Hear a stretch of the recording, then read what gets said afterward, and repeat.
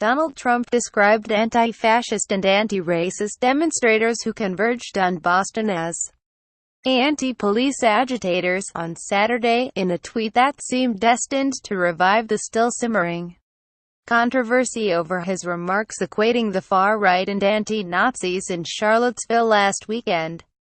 Bannon departs, but Trump whisperer could have more influence from outside. Read more. Looks like many anti-police agitators in Boston, Trump tweeted. Police are looking tough and smart.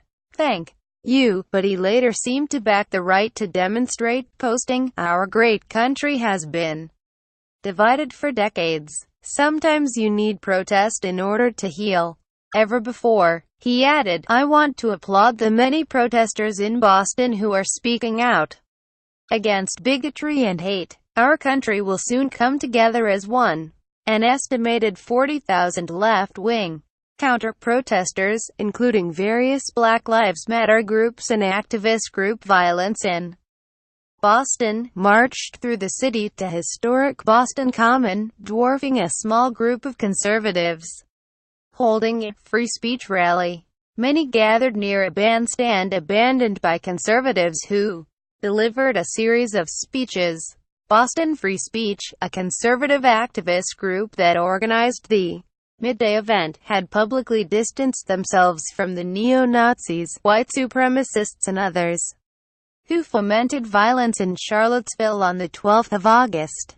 Nevertheless, some far-right activists had at one point been invited to speak at the rally, before later dropping out over fears for their own safety. Asked about this, a spokesperson for Boston Free Speech would not comment, but claimed to have also invited representatives from Black Lives Matter to speak too.